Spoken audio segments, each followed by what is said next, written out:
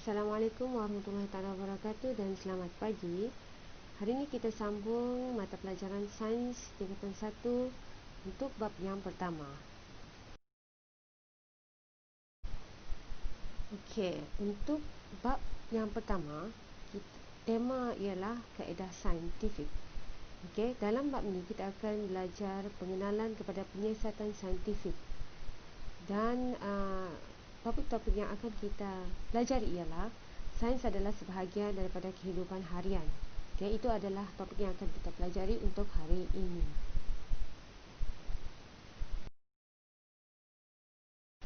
Dalam kaedah saintifik, kita kena sedar bahawa dalam kehidupan seharian, segala-galanya berkaitan dengan sains.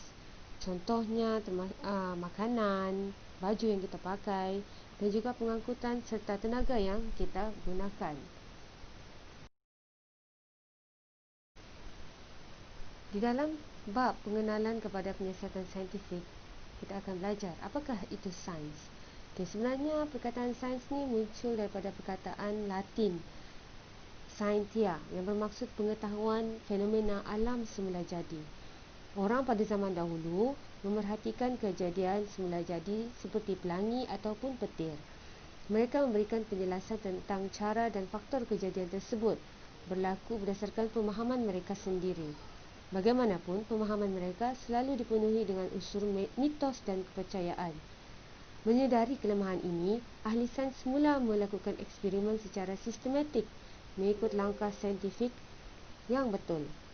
Hal ini membolehkan pengumpulan data yang digunakan untuk membuat kesimpulan proses kejadian fenomena tersebut. Okey, kita tengok pada gambar yang tertera di skrin. Okey, apakah sains? Kalau kita lihat di sekeliling kita, fenomena sains berlaku.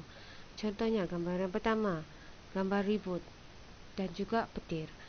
Yang kedua ialah gambar pelangi. Yang ketiga ialah gambar embun di waktu pagi dan yang keempat ialah gambar senja. Dan fenomena ini adalah fenomena sains. Okey, seterusnya kita pergi kepada apa dia sains. Okay, sains ialah disiplin ilmu yang melibatkan pemerhatian dan juga eksperimen yang sistematik terhadap fenomena alam semula jadi. Ini adalah keyword yang perlu kita ingat dalam definisi sains.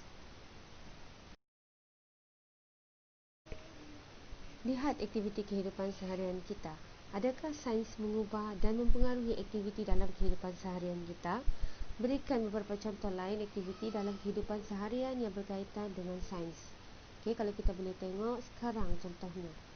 Disebabkan oleh PKP, kita kena melindungi diri kita daripada penyebaran wabak COVID-19. Kita kena duduk rumah. Sekolah ditangguhkan dan kena belajar secara online. Okey, kita tengok sekarang dengan menggunakan teknologi, sains dapat membantu kita dalam meneruskan kehidupan seharian. Okay, ini adalah contoh kepentingan sains dalam kehidupan seharian. Bangunan tinggi menyumbang kepada bidang kejuruteraan seperti pembinaan bangunan pencakar langit yang canggih, kemudian satelit TV. Penciptaan satelit menyebabkan komunikasi menjadi lebih cepat dan juga efektif. Okay, dan seterusnya dari segi pertanian, meningkatkan hasil tanaman dengan penemuan baja, racun serangga dan juga penggunaan kaedah hidroponik. Dan yang ni pun penting juga. Penemuan vaksin dan antibiotik dalam bidang perubatan membantu mengawal penyakit berjangkit dan mengurangkan kadar kematian. Ini adalah contoh-contoh kepentingan sains dalam kehidupan seharian. Jadi kalau kita tengok sini, sains adalah sangat penting dan sebati sebenarnya dalam kehidupan kita. Kemudian kita pergi kepada bidang sains. Sains boleh dibahagikan kepada banyak bidang. Ini adalah gambar peta pokok di bawah yang menunjukkan bidang sains yang penting serta contoh-contohnya. Okay, dalam bidang sains ada fizik, biologi, kimia, geologi, astronomi dan juga meteorologi. Kalau kita tengok fizik, ialah kajian tentang tenaga dan kesannya terhadap jirim. Manakala biologi lebih tertumpu kepada kajian tentang benda hidup. Contohnya zoologi, mikrobiologi, fisiologi dan juga botani. Manakala kimia ialah kajian tentang jirim dan tindak balas yang berlaku. Contohnya farmakologi, forensik, toksik dan toksikologi. Geologi ialah kajian tentang batuan, tanah dan mineral. Contoh geokimia, geoformologi dan juga geofizik. Manakala astronomi ialah kajian tentang planet, bintang dan objek lain dalam alam semesta. Contoh astrofizik. Dan yang seterusnya meteorologi, kajian tentang perubahan cuaca dan iklim. Contoh hidrometeorologi.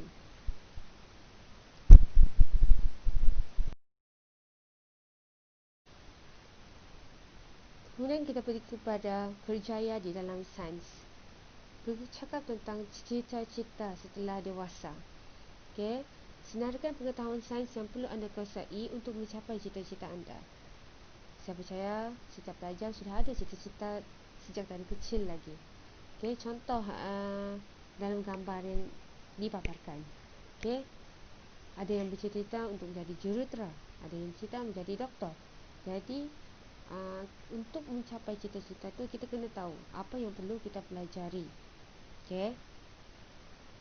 Di dalam contoh Pertaminda yang ada kerjaya dalam sains, sekiranya kita mendalami dalam bidang fizik, kita boleh bidang kerjayanya ialah ahli astronomi, ahli oceanografi, guru, ahli meteorologi, jurutera dan juga ahli fizik. Manakala sekiranya kita mendalami bidang biologi, bidang kerjaya yang sesuai ialah doktor perubatan, ahli botani, ahli zoologi, guru, ahli oceanografi, ahli mikrobiologi dan juga ahli biologi. Sekiranya kita mendalami bidang kimia, kita boleh masuk dalam bidang kerjaya ahli farmasi, ahli oceanografi, guru, ahli forensik dan juga ahli kimia. Dan sekiranya mendalami bidang geologi, kerjaya yang sesuai ialah ahli geologi dan juga guru. Jadi pelajar-pelajar sudah ada cita-cita.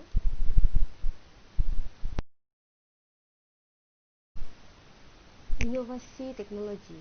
Okay, kalau kita tengok mesin dan alat-alat sains, alat-alat teknologi yang direkap cipta sains, contohnya kereta, kapal terbang, telefon, komputer dan sebagainya, mengalami inovasi ataupun perkembangan dari masa ke semasa. Kalau dulu kita tengok telefon besar dan berat, okay, makin lama makin canggih, makin berinovasi, perubahan berlaku. Okay, telefon semakin canggih dan makin ringan. Dan kalau dulu kita tengok, kita telefon main tekan-tekan. Okay, sekarang sudah touch screen.